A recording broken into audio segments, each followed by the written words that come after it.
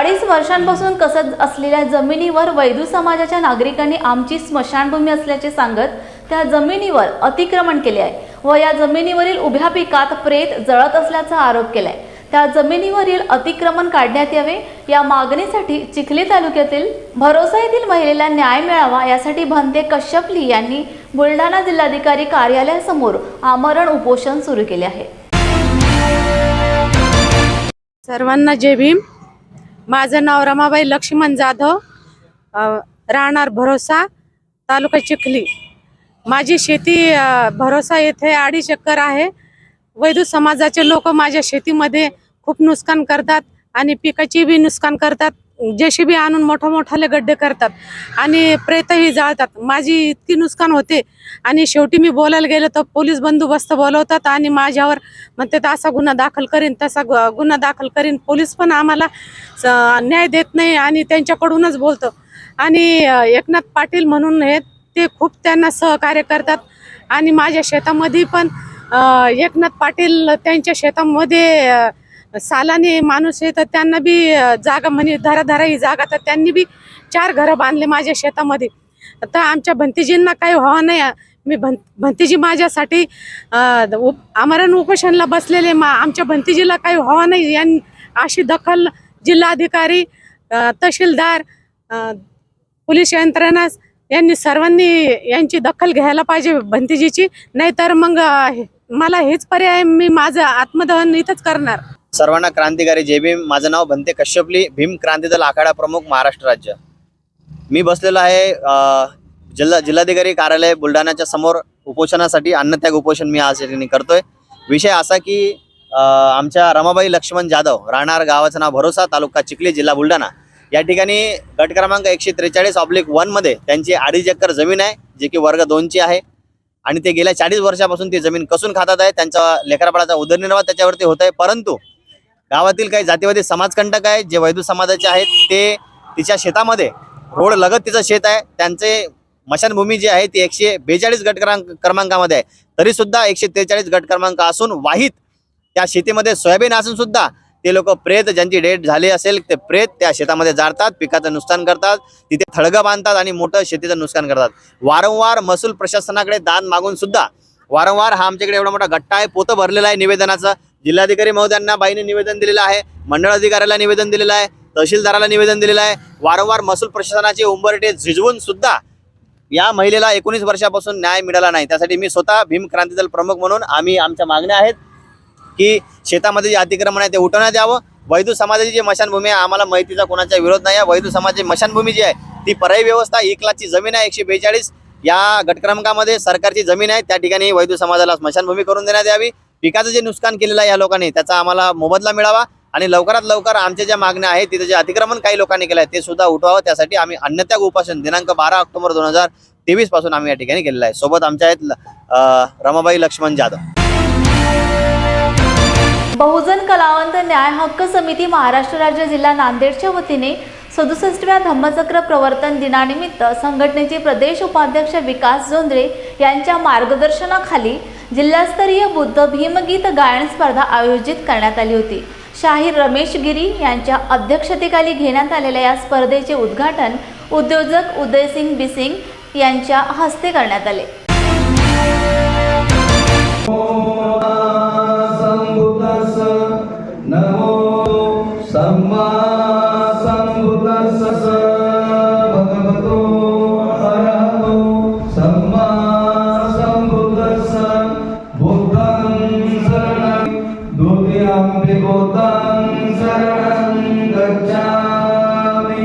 तथागत भगवान गौतम बुद्ध, विश्वरत्न डॉक्टर बाबासाहेब आंबेडकर यांना त्रिवार अभिवादन करतो। 67व्या धम्मचक्र परिवर्तन दिनाच्या सर्व भारतीय जनतेस हार्दिक शुभेच्छा देतो। डॉक्टर बाबासाहेब आंबेडकर 1935ला येवली या ठिकाणी म्हणले होते, मी हिंदू म्हणून जरी जन्माला आलो तरी हिंदू म्हणून मरणार नाही। आणि डॉक्टर बाबासाहेब आंबेडकरांनी 21 वर्ष सर्व जाती धर्माचा अभ्यास करून आपल्याला बौद्ध धर्माची दीक्षा दिली आणि बौद्ध धर्माची दीक्षा नागपूर येथे 5 लाख अनुयायी घेऊन त्यांनी आपल्याला बौद्ध धर्माची दीक्षा दिली आणि दीक्षा देऊन आपल्याला बौद्ध धर्म दिला। तथागत बुद्धाचाच बौद्ध धम्म आपल्याला का दिला? डॉक्टर बाबासाहेब आंबेडकरांना माहीत होतं की आपली जी जात आहे, आपली जात शूरवीर आहे, रागीट आहे, म्हणून आपल्याला शांतीचा हा धर्म तथागत बुद्धाचा दिलेला आहे. आणि धम्मचक्र परिवर्तन दिनाच्या पुन्हा एक वेळेस आपणा सर्वांना हार्दिक शुभेच्छा देतो. थांबतो. जय भीम. आजच्या स्पर्धेच्या निमित्ताने काय सांगाल? आजच्या स्पर्धेतून मला आपल्याला एवढंच सांगायचं आहे की आज जे काही नवनवीन बालक आहेत त्यांना एक प्रेरणा भेटण्यासाठी जे आपले विकास जोंधळे सरांनी दरवर्षी हा कार्यक्रम ठेवतात, ते एक प्रेरणा देण्यासाठी आणि नवीन नवीन जे गायक आहेत त्यांना पुढे नेण्याचं काम हे विकास जोंधळे करत आहेत. आणि जे काही महाकवी डॉक्टर वामनदादा कर्डक यांनी हा कारवाईतवर आणलेला आहे, याच्या पुढे नेण्याचं काम हे विकासजी जोंधळे साहेब करत आहेत. माझं नाव दिव्या देवराव खांजोडे. मी आज धम्मचक्र परिवर्तन दिनानिमित्त स्पर्धेस आलेली आहे. मी एक गीत गायण्याचा प्रयत्न करत आहे.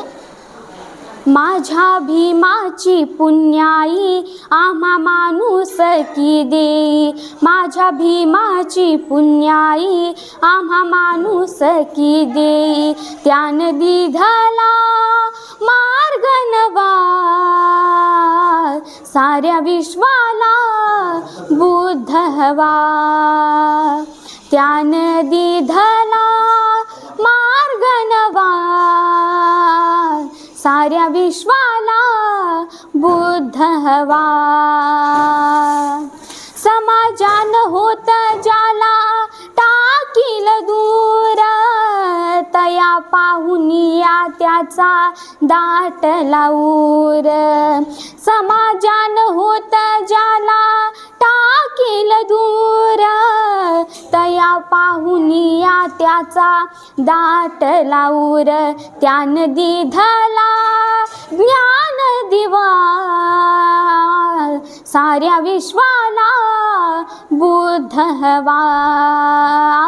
माझ्या भीमाची पुण्याई आम्हा माणूस की देई, त्यानं दिधला मार्ग नवा साऱ्या विश्वाला. जय भीम. मी विकास जोंधळे, बहुजन कलावंत न्याय हक्क समिती प्रदेश उपाध्यक्ष. गेल्या वर्षापासून समितीच्या वतीने भीमगीत गायन स्पर्धेचं आयोजन करण्यात येते धम्मचक्र परिवर्तन दिनानिमित्त. आणि या स्पर्धेचं ठेवण्याचं पाठीमागचं कारण म्हणजे जास्तीत जास्त आंबेडकर चळवळीचं या संगीताच्या माध्यमातून प्रचार व्हावा, प्रसार व्हावा आणि जास्तीत जास्त कलावंत निर्माण व्हावे आणि कलावंतांना स्टेज निर्माण व्हावे. आणि ह्या स्पर्धेसाठी जिल्हास्तरीय असले तरी संपूर्ण महाराष्ट्रातून, मराठ्यातून मोठमोठे नामवंत कलावंत येतात आणि स्पर्धेला भरपूर सहकार्य होते, कलावंत भरपूर येतात. सप्रेम जय भीम. सब आए हुए यहाँ पर में जितने भी स्पर्धक हैं, हमें इस बात की बेहद खुशी है कि ये दूसरा साल है बहुजन कलावंत न्याय हक समिति महाराष्ट्र राज्य. पिछली बार भी बड़े पैमाने पर हमने ये प्रोग्राम रखा गया था भीम गीत गायन स्पर्धा, और आज भी धम्मचक्र परिवर्तन दिन के अवसर पर यह हमने स्पर्धा रखी है. आए हुए जितने भी स्पर्धक हैं हम उनकी मुबारकबाद देते हैं. एक दौर था कि हम सबके महान जो विचारधाराएँ रखते थे, वामन कर्डक जी, प्रताप सिंह बोदड़े जी, जो उन्होंने घर घर बाबा साहब पहुँचाया, धम्म का प्रसार किया. हमें भी लगता है कि उन्हीं के कदमों पर हम चलते रहें.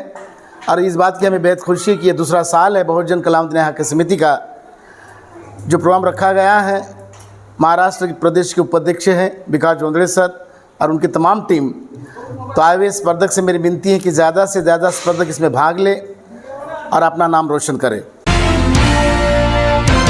बौद्धांचं स्वतंत्र अस्तित्व निर्माण करण्यासाठी भारतीय बौद्ध महासंघाचे राष्ट्रीय अध्यक्ष राजरतन आंबेडकर यांनी doctor B R. Ambedkar multistate cooperative बँकची स्थापना केली आहे. नागपूरनंतर संपूर्ण महाराष्ट्रात याची व्याप्ती वाढवण्यासाठी मोठे नियोजन केले असून या पार्श्वभूमीवर कोल्हापुरात 21 ऑक्टोबर रोजी शासकीय विश्रामधाम येथे बैठकीचे आयोजन केले असल्याची माहिती जिल्हाध्यक्ष सुनील सिद्धेश्वर यांनी पत्रकार परिषदेत दिली.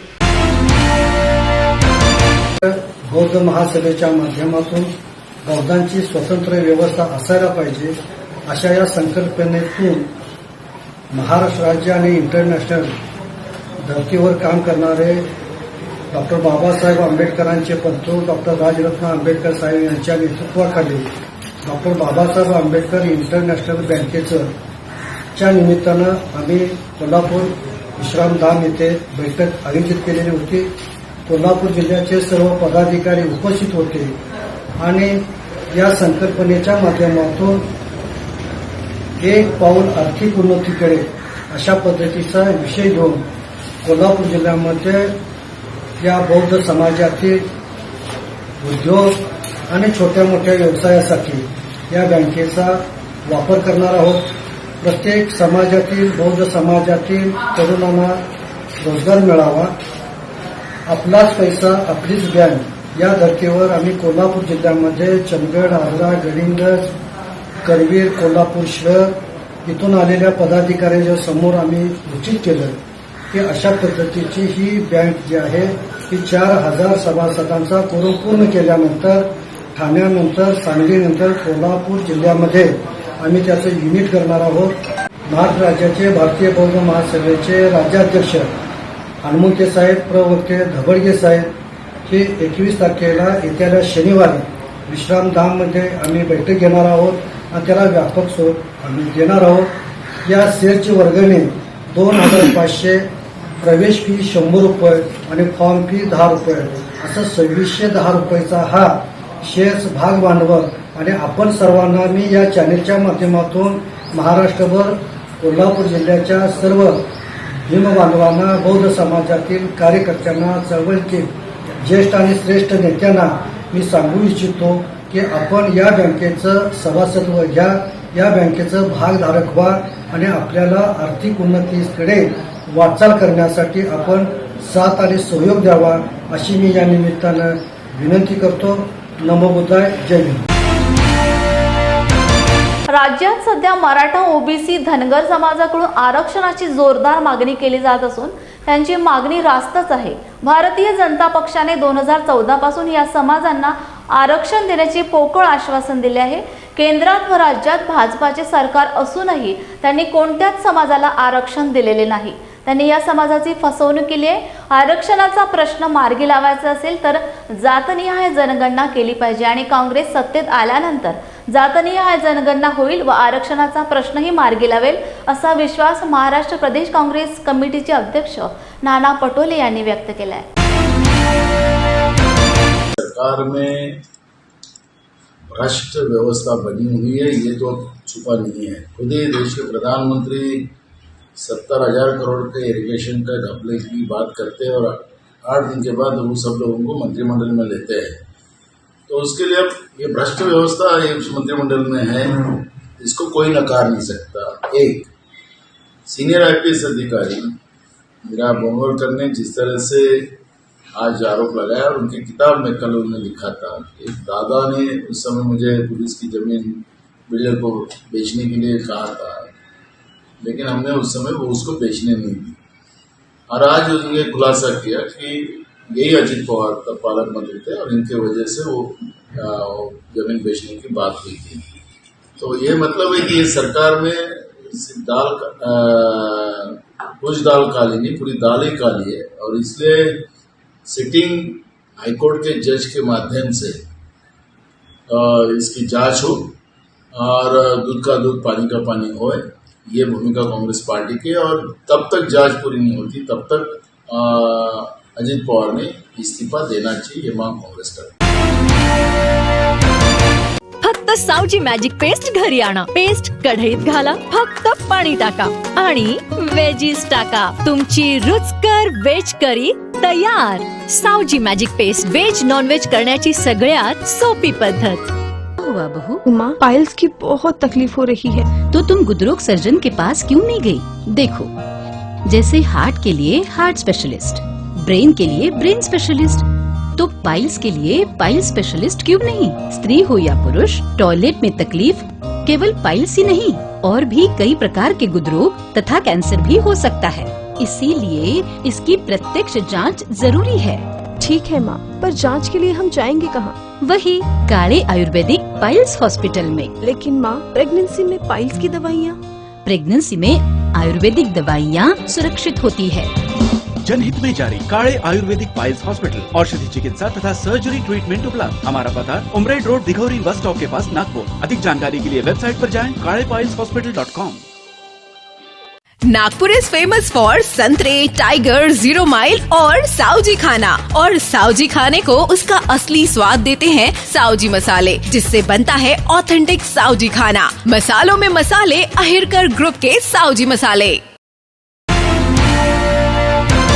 भारतरत्न डॉक्टर APJ अब्दुल कलाम यांची जयंती व भारतीय वृत्तपत्र विक्रेता दिनानिमित्त नांदेड जिल्हा वृत्तपत्र वितरक विकास मंडळ नांदेडच्या वतीने भारतीय वृत्तपत्र विक्रेता दिनी वृत्तपत्र विक्रेत्या गुणवंत पाल्यांचा व ज्येष्ठ पत्रकार माधव आटकोरे यांचा आणि हातगाव येथील वृत्तपत्र विक्रेते सुनील व्यवहारे यांना कॉम्रेड अनंत नागपूरकर यांच्या नावे दिल्या जाणाऱ्या राज्यस्तरीय पुरस्काराने सन्मानित करण्यात आले।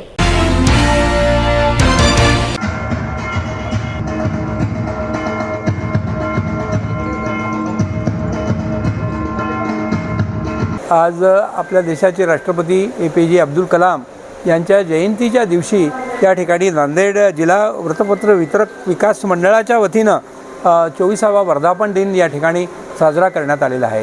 हे अत्यंत औचित्यपूर्ण आहे की आज या ठिकाणी नांदेड जिल्हा वृत्तपत्र वितरण करणारी जी संस्था आहे त्या संस्थेनं रौप्य महोत्सवी वर्षामध्ये पदार्पण केलेलं आहे आणि पडद्याआड राहून काम करणारी ही सर्व मंडळी जी आहे ते खऱ्या अर्थानं समाजाचं एक वैचारिक पोषण करीत असतात आणि वर्तमानपत्राच्या माध्यमातून जे आहे समाजामध्ये जे काही विधायक आहे चांगलं आहे ते पुढे आणण्याचा वर्तमानपत्राच्या माध्यमातून प्रयत्न होत असतो आणि तो प्रयत्न वाढवण्यासाठी ही सर्व मंडळी या ठिकाणी काम करत आहेत। त्यांचा कुठे गादावादा होत नाही, परंतु अत्यंत परिश्रम करणारी ही सर्व मंडळी म्हणजे वृत्तपत्र विक्रेता आणि त्यांच्याबरोबर काम करणारी वेगवेगळी मुलं ही जी आहेत आज परिश्रमपूर्वक या ठिकाणी समाजाचं अत्यंत महत्त्वाचं काम करीत आहेत। आज समाजापुढे अनेक समस्या आहेत, अनेक आव्हानं आहेत, ती आव्हानं पेलण्याचं सामर्थ्य वर्तमानपत्रामध्ये आहे। तर या निमित्तानं ही जी शक्ती आहे त्या शक्तीचं या ठिकाणी आज एक वेगळं छोटंसं या ठिकाणी दर्शन होण्याची संधी मिळाली आणि म्हणून मी या कार्यक्रमाचे जे संयोजक आहेत बालाजी पवार आणि इतर सर्वजण, प्रदीप नागापूरकर, या सर्वांचं मी मनापासून अभिनंदन करतो। मी बालाजी पवार, कार्याध्यक्ष महाराष्ट्र राज्य वृत्तपत्र विक्रेता संघटना। या ठिकाणी जे आज स्नेह मेळावा वृत्तपत्र विक्रेत्यांचा आम्ही घेतलेला आहे नांदेड जिल्हा संघटनेच्या वतीनं, त्याचा ते की भारतीय वृत्तपत्र विक्रेता दिन व नांदेड जिल्हा वृत्तपत्र विक्रेता संघटनेचा 24वा वर्धापन दिन या निमित्तानं गुणवंत पाल्यांचा सत्कार, ज्येष्ठ वृत्तपत्र विक्रेत्यांचा सत्कार, सफाई कामगारांचा सत्कार आणि महत्त्वाचं म्हणजे 2 राज्यस्तरीय पुरस्कार आम्ही 4 वर्ष 2020पासून देतो। एक पत्रकारिता आणि दुसरा वृत्तपत्र विक्रेता, अशा पद्धतीनं आम्ही एक आज स्नेहमेळावा घेतलेला आहे। आणि या ठिकाणी महत्त्वाचं सांगायचं म्हणजे आज जे माजी राष्ट्रपती भारतरत्न APJ अब्दुल कलाम साहेब यांचा जयंती दिवसानिमित्त त्यांनी जे कार्य केलं होतं लहानपणी की वृत्तपत्र वितरणाचं, त्या निमित्ताने आम्ही वृत्तपत्र विक्रेता साजरा करतो। वृत्तपत्र संघटनेच्या वतीने जो सत्कार झाला त्या संबंधात त्यांनी जो मला राज्यस्तरीय पुरस्कार दिला तो अवयवदान चळवळीमधील माझ्या कामाची दखल त्यांनी घेतली आणि म्हणून कॉम्रेड अनंतराव नागापूरकर राज्यस्तरीय पुरस्कार मला देण्यात आला। 2017पासून मी आत्तापर्यंत अवयवदान देहदान चळवळीसाठी सतत कार्य करीत आहे आणि कारण 2017लाच मी संकल्प केला मरणोत्तर देहदान करण्याचा। कारण काय, जो पृथ्वीवर जो जीव जन्मतो तो एका दिवशी नष्ट होतो हे तथागत गौतम बुद्धांनी सर्वात अगोदर जगाला सांगितलं आणि ती गोष्ट मला मनाला पटली, म्हणून आपण नष्ट होणार आहोत परंतु जाता जाता तरी काही लोकांना आधार देऊन जावं हा माझा दृष्टिकोन त्याच्या मागचा होता। आतापर्यंत मी केलेल्या चळवळीमुळे नांदेडमध्ये ज्या 29 लोकांनी मरणोत्तर देहदान केलं त्यांच्या देहदानामुळे 152 लोकांना नवं जीवन मिळालं. कोणाला किडनी मिळाली, कोणाला त्वचा मिळाली, कोणाला हाडे मिळाली, अशा प्रकारचे आणि अवयवदान करणारे. मी सुनील जगन्नाथराव व्यवहारे, राहणार हातगाव येथील असून मी वृत्तपत्र विक्रीचा व्यवसाय करतो मागील 40 वर्षापासून. आणि आज जे भारताचे माजी राष्ट्रपती अब्दुल कलाम साहेब यांच्या वाचक प्रेरणा दिनानिमित्त जो नांदेड जिल्हा वृत्तपत्र विक्रेता संघटनेने माझी निवड करून मला जो पुरस्कार दिला त्याबद्दल मी संघटनेचे आभार मानतो. तसेच मी माझ्या केलेल्या गावामध्ये वाचकांना सेवा दिल्याबद्दल माझी निवड केली आणि मी अशीच यानंतर देखील माझी सेवा चालू ठेवील. यावेळी एवढं सांगू शकतो. धम्मचक्र परिवर्तन दिनाच्या निमित्ताने लाखो भीम अनुयायी नागपूरच्या दीक्षाभूमीवर येत असतात. त्यांच्या वाहनांना टोल माफी करावी असे भीमशक्ती सामाजिक संघटना यांनी महाराष्ट्राचे मुख्यमंत्री एकनाथ शिंदे यांना निवेदनाद्वारे ही मागणी केली. भीमशक्ती संघटनेचे विदर्भ प्रदेश अध्यक्ष पंकज मेश्राम यांनी लाड बुद्ध टीव्ही चॅनलशी बोलताना आपले मत व्यक्त केले. 67व्या धम्मचक्र प्रवर्तन दिनाच्या निमित्ताने 24 ऑक्टोबर 2023 अशोका विजयादशमीच्या निमित्ताने पवित्र दीक्षाभूमी ही आम्हा सर्वांसाठी ऊर्जाभूमी आहे आणि त्या अनुषंगाने संपूर्ण देशभरातून भारतरत्न परमपूज्य डॉक्टर बाबासाहेब आंबेडकरांना नागपूर या दीक्षाभूमी इथे येऊन लाखोच्या संख्येने आंबेडकरी अनुयायी अभिवादन करीत असतात.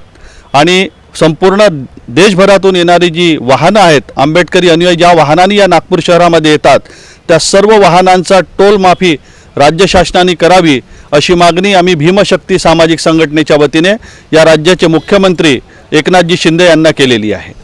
आपली मागणी पूर्ण न झाल्यास पुढे पाऊल काय? नाही, आम्ही कायद्याला बांधणारे लोक आहोत.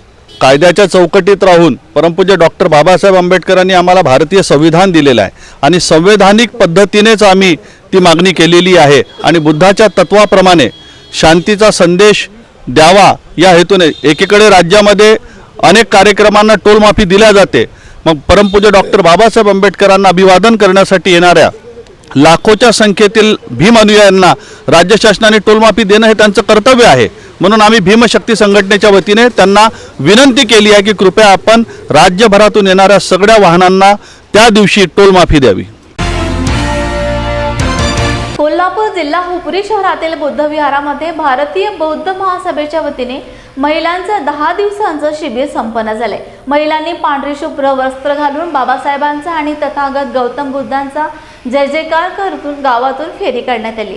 पंचशील त्रिशरण बुद्धवंदना, बौद्धांचे आचार विचार, 10 पारमिता, आर्य अष्टांगिक मार्ग तसेच बौद्धांनी सण साजरे कसे करावे आणि अंधश्रद्धा भोंदूगिरी याबद्दलची माहिती यावेळी देण्यात आली. हुपरीमध्ये गेली 10 दिवस महिलांच्यासाठी भारतीय बौद्ध महासभेचे महिला शिबिर आयोजित केले होते. त्या शिबिरामध्ये आम्हाला बंडगे मॅडमांनी धम्म कसा असावा किंवा धम्माविषयी त्यांनी भरपूर आम्हाला ज्ञान दिलेलं आहे. त्यामूर्ती रामायण, 22 प्रतिज्ञा, 10 पारमिता इत्यादीचं ज्ञान भरपूर आम्हाला दिलेलं आहे. ते ज्ञान आम्ही प्रत्यक्षात करून आम्ही ते पुढची वाटचाल चांगल्या पद्धतीनं करू हीच आमची. जय भीम. बौद्ध धर्म हा मानवतावादी धर्म आहे आणि आज जर बौद्ध धर्माचा भारतभर प्रसार झाला तर नक्कीच आज आपला भारत देश आदर्श देश म्हणून पूर्ण गावामध्ये पूर्ण देशामध्ये गणला जाईल. आणि आज बौद्ध धर्माची जर सगळ्यांनी या महिलांनी जे 10 दिवसाचं प्रशिक्षण घेतलेलं आहे आणि मीही ते केलेलं आहे त्यामध्ये माझ्यामध्ये खूप मोठे मोठे बदल घडलेले आहे. आज समाजाला पुढे नेण्याचं काम असेल ते फक्त बौद्ध धर्माचं असेल. कारण आज मनुस्मृती वगैरे अशा काही घटना घडायला लागल्यात, महिलांच्यावर अत्याचार व्हायला लागल्यात तर आज दुसरा कोणी मदतीला येईल या भावनेत न राहता आज स्वतः महिलेनं स्वतःच रक्षण करायचं आहे. हा बौद्ध धर्मच त्यांना आता शेवटी तारणार आहे. कार्यकर्ता शिबिर असेल किंवा आपले हे महिला उपासिका शिबिर असेल, बालश्रामनेर 6 शिबिर असतील, ही शिबिर अत्यंत चांगल्या पद्धतीने त्यांनी राबवून घेतली आणि हातकणंगले तालुक्यामध्ये त्यांनी समता सैनिक दलाचं पुरुष समता सैनिक दल हे शिबिर राबवलं. तसंच त्या पद्धतीनं आता इथून पुढे माझी विनंती आहे कळकळीची की उत्तर शाखेने, कोल्हापूर जिल्हा भारतीय बौद्ध महासभा उत्तर शाखेने समता सैनिक दलामध्ये जास्तीत जास्त महिला, पुरुष आणि युवक आणि युवती यांचा समावेश व्हावा आणि समता सैनिक दलाची शिबिरं जास्तीत जास्त राबवावी ही विनंती. म्हणजे तुम्ही सावित्रीसारखे बना, रमाबाईसारखा आदर्श घ्या, रमाबाईसारखा त्याग करा. आज हे महिलांचं शिबिर आहे आणि तुम्ही महिलांचाच आदर्श घेतला पाहिजे असं म्हणजे कळकळीचं आम्हाला कळकळीचं असं म्हणजे आवाहन केलं मॅडमने. अतिशय म्हणजे कळवळीनं सावित्रीबाई आणि रमाबाई सांगितलेले आहेत की अक्षरशः सर्व महिलांच्या डोळ्यातून रमाबाईचा इतिहास असताना सर्वांच्या डोळ्यातून पाणी येत होतं. जर रमाबाई नसत्या तर भीमराव घडले नसते. म्हणजे त्यागमूर्ती रमाई आम्हाला म्हणजे मॅडमने अतिशय चांगल्या पद्धतीने समजावून सांगितलं. भारतीय बौद्ध महासभा जिल्हा शाखा कोल्हापूर उत्तरच्या वतीनं 6 तालुक्यांमध्ये वेगवेगळ्या प्रकारची शिबिरं राबवण्यात येत आहे. त्यामध्ये 2 उपासिका शिबिर, 6 बाल संस्कार शिबिर, 2 बाल श्रामणेर शिबिर आणि समता सैनिक शिबिर या शिबिरांचा कार्यकर्ता शिबिर या शिबिरांचा यामध्ये समावेश झालेला आहे. एकूण 3 महिन्यांचा कालावधी, नवीन कार्यकारिणी तयार होऊन 3 महिन्यांचा कालावधी झालेला आहे. या कालावधीमध्ये एकूण 18 शिबिरं या नवीन कार्यकारिणीनं आपल्या या उत्तर विभागामध्ये यशस्वीपणे राबवलेले आहेत. त्याचाच एक भाग म्हणून हातकणंगले तालुका अंतर्गत हुपरी या गावी महिला उपासिका शिबिर हे संपन्न झालं. सर्वांना सविनय जय भीम. आज हुपरी या शहरामध्ये आज महिला उपासिका शिबिराचा सोहळा संपन्न झाला आणि 10 दिवस महिलांनी अतिशय तळमळीने 2 तास अतिशय आपल्या कामातला मोलाचा वेळ त्यांनी इथे दिला आणि त्यातून त्यांनी बरंच असं ज्ञान घेतलं, 17 विषयाचं ज्ञान घेतलं. तर आमची एक तळमळ आहे भारतीय बौद्ध महासभेची की आमचे युवक आणि युवती यांचेही शिबिर आम्ही इथे लवकरात लवकर राबवणार आहोत आणि त्याच प्रकारे आम्ही 24 प्रकारची जी शिबिरं आहेत तेही हुपरी गावामध्ये म्हणा पूर्ण जिल्ह्यामध्ये आम्ही ही प्रकार शिबिरं राबवणार आहोत. आणि आता या हुपरी गावामध्ये सध्या आम्ही बाल संस्कार शिबिर हे एक आयोजित करणार आहोत आणि इथली जी लहान मुलं आहेत, लहान छोटा वर्ग आहे ते अतिशय ह्या शिबिरासाठी अतिशय वाट पाहतायत की हे आम्हाला सुट्ट्या कधी लागतायत आणि आम्ही शिबिराला कधी बसतोय. ही तळमळ त्या मुलांची आम्हाला इथे दिसून आली. त्यामुळे आम्ही दिवाळीमध्ये इथल्या बाल संस्कार शिबिराचं उद्घाटन करणार आहोत आणि 5 दिवस आम्ही इथे बाल संस्कार शिबिर करणार आहोत. माहितीच्या अधिकाराचा गैरवापर करून पेण येथील राजू पिचिका यांना मानसिक त्रास देणाऱ्या महेश पोरे यांच्या विरोधात पेण तहसीलदार, पेण पोलीस ठाणे व उपप्रादेशिक परिवहन अधिकारी यांच्याकडे तक्रार अर्ज देण्यात आले आहेत. याबाबत सर्वपक्षीय पदाधिकारी, कार्यकर्ते, नागरिक माहिती अधिकाराचा गैरवापर करणाऱ्यांच्या विरोधात रस्त्यावर उतरले असून आक्रमक भूमिका घेतली. देशातील सामान्य नागरिकांना न्याय मिळावा या उद्देशाने राज्यातील ज्येष्ठ सामाजिक कार्यकर्ते अण्णा हजारे यांनी माहितीचा अधिकार हे हक्काचे व्यासपीठ सामान्य नागरिकांना उपलब्ध करून दिले. पेणमधील एक थोडक्यात RTO एजंटपासून सुरुवात करून आज एका राजकीय पक्षाचा नेता म्हणून मिरवणारा महेश पोरे यांनी माझ्या संदर्भात एक अर्ज दिला होता आणि त्याचं काही लोकांकडे असं म्हणणं होतं की राजू मला भेटायला आला नाही. पण माझ्याकडे काही जर इनलिगल असेल तर मी ते लिगल करण्यासाठी प्रयत्न करतो, पण कोणाच्या ब्लॅकमेलिंगला किंवा कोणाच्या दबावाला भीक घालून त्याच्याकडे जाऊन एक आर्थिक संबंध किंवा देवाणघेवाण करून काही मिटवण्याच्या ह्याच्यात मी नसतो. तर त्याचा मानसिक त्रास झाल्यानंतर मी आमच्या आणि आमच्या घरच्यांचा जो एक विषय झाला होता की एखादा माणूस आपल्याला एवढा त्रास जर देत असेल तर आपण आपला धंदा बंद करावा का. त्याबद्दल ज्यावेळी आमची सगळी चर्चा झाली त्यावेळी आमच्या रामेश्वर ग्रुपचा सगळा कर्मचारी वर्ग आणि पेणमधले बरीच प्रतिष्ठित लोक ही एकत्र झाली होती व त्यांनी त्यांच्या वतीने एक मुख्यमंत्री साहेबांकडे व तसेच त्यांच्या संलग्न सर्व विभागांकडे एक अर्ज सादर केला होता. त्या संदर्भात ते एकदा महेंद्र दळवी साहेबांना भेटले असता त्यांनी त्याबाबत ठोस कारवाई करण्याचे, मुख्यमंत्री साहेबांशी चर्चा करण्याचे व तसेच त्यांनी एक माननीय पोलीस अधीक्षक साहेबांना एक त्यांच्याबाबत कारवाई करण्यासाठी एक पत्र दिले होते. त्याचबरोबर पेणचे स्थानिक आमदार माननीय रविशेठ पाटील साहेबांनी सुद्धा एक अधीक्षक साहेबांना त्यांच्याबाबत कारवाई करण्यासाठी एक पत्र दिलेले होते। या संदर्भात आज दिनांक 16 रोजी सर्व कर्मचारी वर्ग प्रतिष्ठित लोक आज पेणमध्ये संध्याकाळी जमले होते, सकाळी 11 वाजता जमले होते व एकनाथ शिंदे साहेबांनी त्यांच्याकडे दिलेल्या पत्राच्या अनुषंगाने कारवाई करण्याबाबत जे पत्र खाली पेण उपविभागीय अधिकाऱ्यांकडे पाठवले होते व त्याबाबत पेण पोलीस स्टेशनला चौकशीसाठी ह्या लोकांना बोललेले असता चौकशीला एक दोघांनी न जाता पेणमधील सर्व प्रतिष्ठित लोक व कर्मचारी वर्ग असं 200-250 लोक स्वतःहून उत्स्फूर्तपणे जमून त्या तिथे गेली होती। त्याबाबत त्यांनी ते निवेदन दिले व तिथल्या त्यांच्या कारवाईच्या दृष्टीने उत्तर समर्पक दिलेले आहे की ह्याच्यानंतर भविष्यामध्ये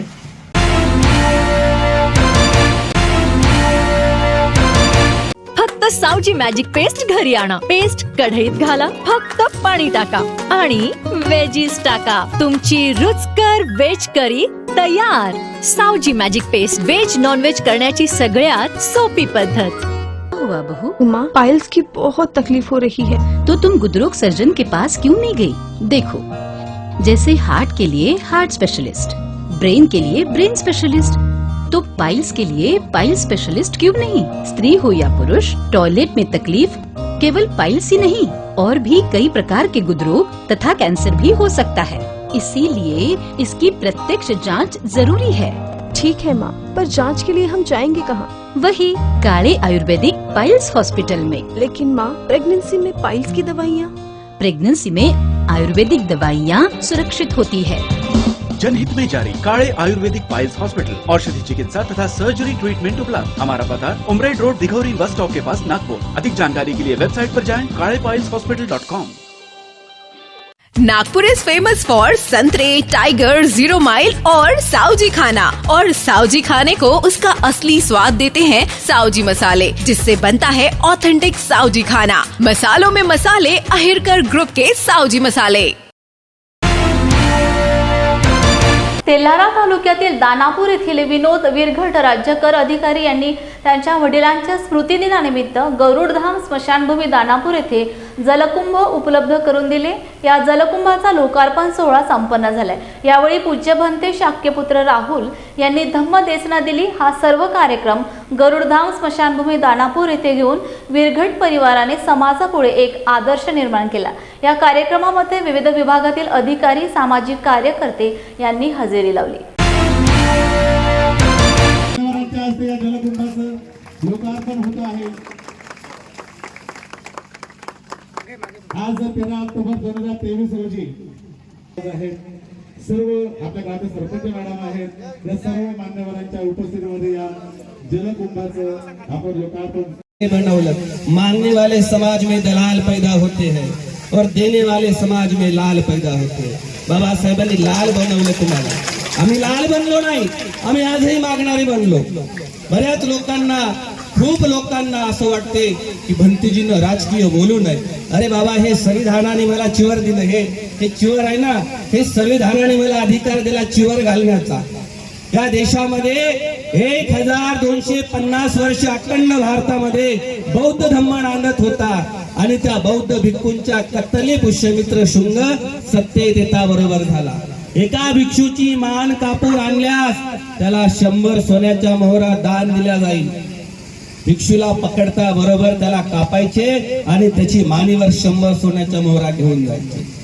जो भिक्षू समाजातला ज्ञान, अंधश्रद्धा, कर्मकांड दूर करतो, माणसाला भयमुक्त करतो, माणसाला नीतिमान बनवतो, माणसाला सक्षम बनवतो, तो समता, स्वातंत्र्यता, बंधुता, न्याय, मैत्री, करुणा या विचाराचा प्रचार करतो। भिक्षू हा कुठल्याही प्रकारचा समाजाला लुटत नाही, तो समाजाला भयमुक्त करतो, समाजाला भीती दाखवत नाही। ईश्वर आहे आणि पूजा करावी लागेल आणि हे विधी करावा लागेल आणि नाही केलं तर मग हे होईल, अजिबात नाही। गांधार देशामध्ये एक भिक्षू आजारी होता। भिक्षू आजारी असल्यानंतर त्याची कोणी सेवा करत नव्हतं। भगवान बुद्धाला माहित झालं। भगवान बुद्ध गांधारमध्ये गेले। गांधारमध्ये गेल्यानंतर त्या रोगी भिक्षूची सेवा केली।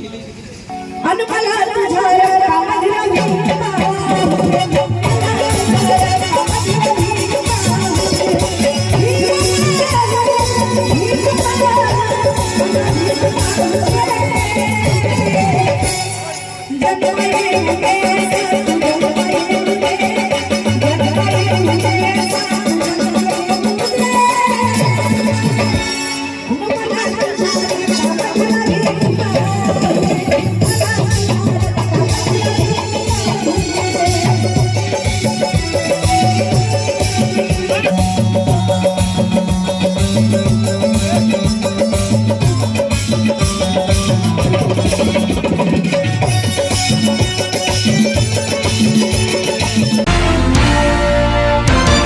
माजी IPS अधिकारी मीरा बोरवणकर यांनी नाव न घेता अजित पवार यांच्यावर गंभीर आरोप केले आहेत. मीरा बोरवणकर यांनी त्यांच्या मॅडम कमिशनर पुस्तकातून हे आरोप केले आहेत.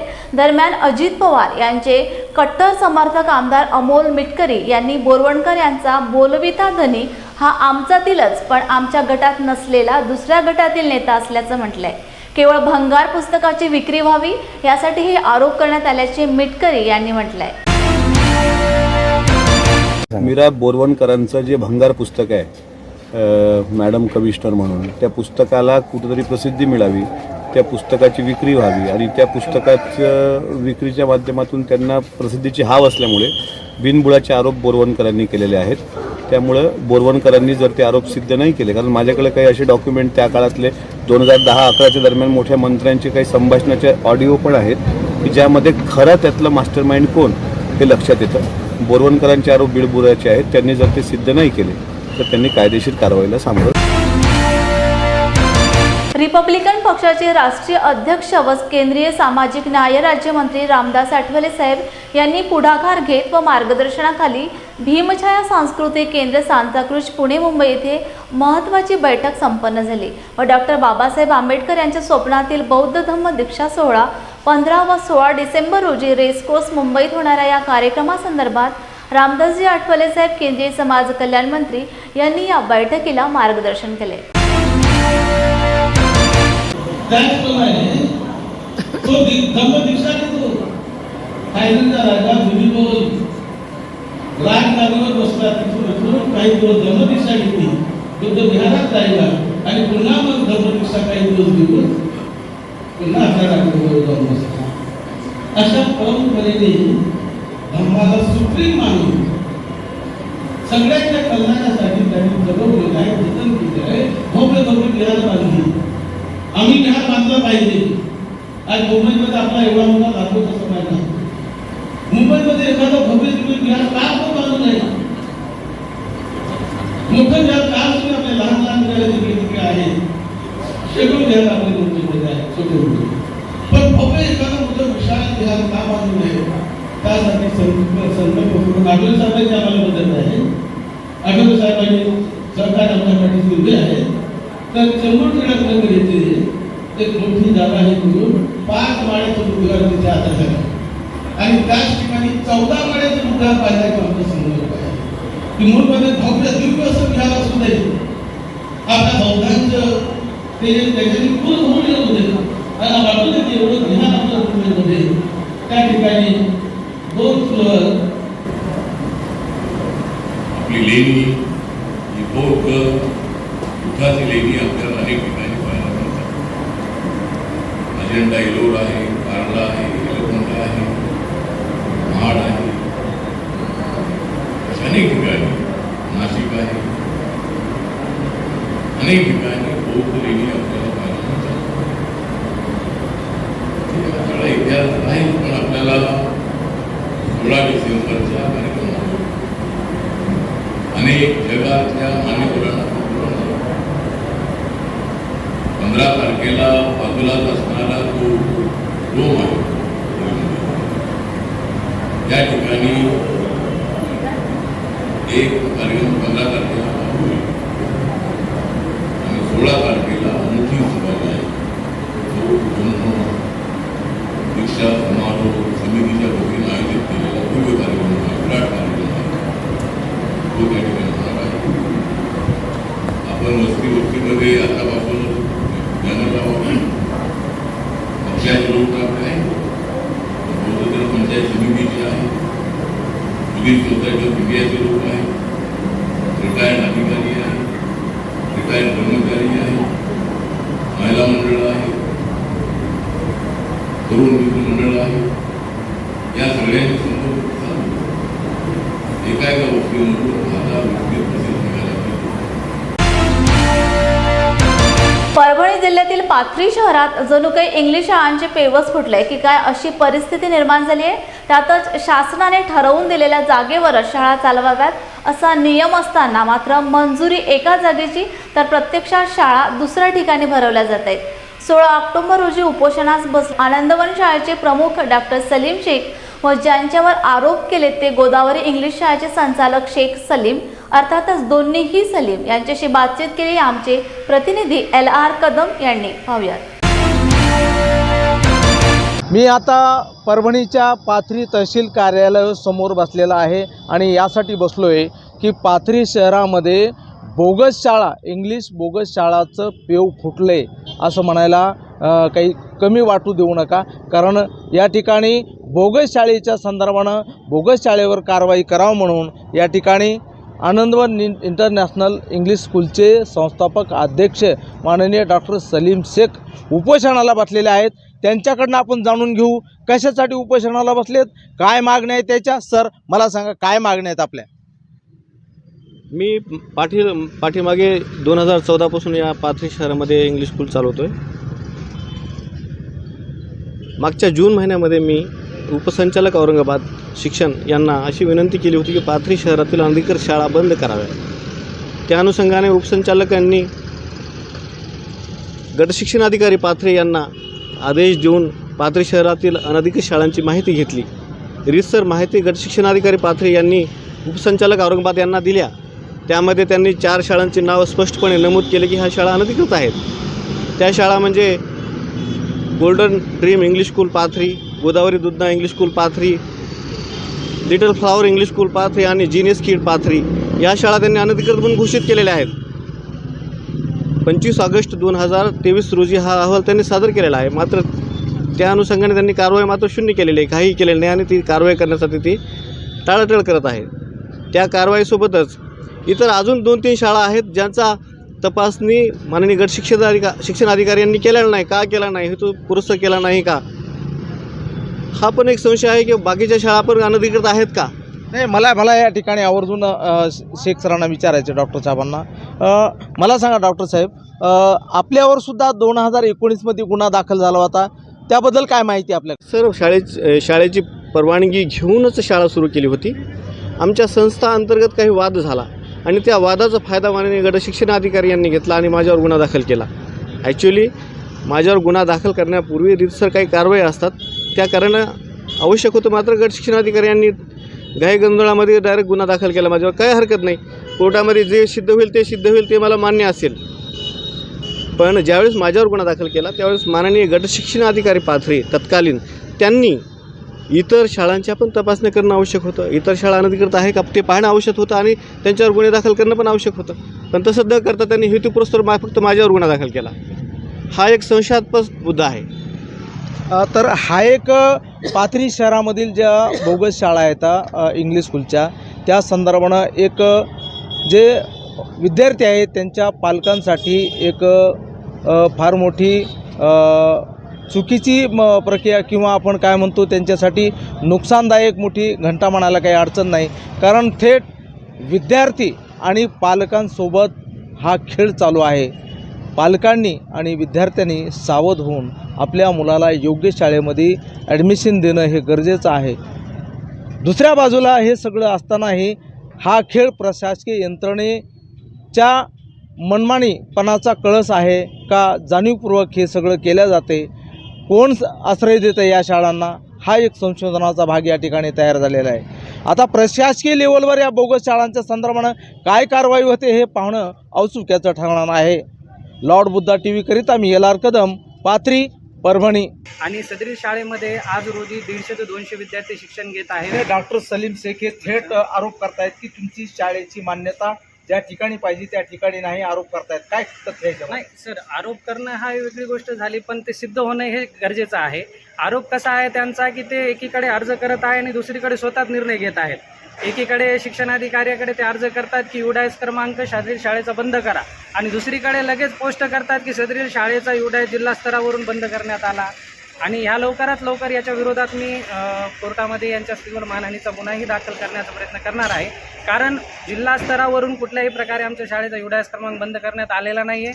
आमचा आज रोजी UDIS क्रमांक सुरू आहे आणि याचा अहवाल आम्ही परभणी आपल्या गट शिक्षणाधिकारी यांना दिलेलाही आहे. आणि गोदावरी दुधना इंग्लिश स्कूल पाथरी ही शाळा ही पालकांचा विश्वास आहे आणि याच्यामध्ये पालकांमध्ये कुठे संभ्रम पसरलेला नाही आहे. एका विद्यार्थ्यांचं ॲडमिशन होईना म्हणून हा मला असं वाटतं की व्यावसायिक स्पर्धा त्यांनी करू नये. लवकर आपली प्रगती आणि चांगले शिक्षण देऊन त्यांचीही शाळा चालवावी असं मला वाटतं या ठिकाणी. मला या प्रसंगानं एकच सांगायचे पालकांना की या सगळ्या संस्था चालकांच्या भानगडीमध्ये भांडणामध्ये विद्यार्थ्याचं नुकसान होऊ नये इतकंच. Bureau report LR Kadam, Parbhani. जय भीमच्या बातमीपत्रात तुर्तास इथेच थांबूया ज्वलंत घडामोडी घेऊन. तोपर्यंत जय भीम.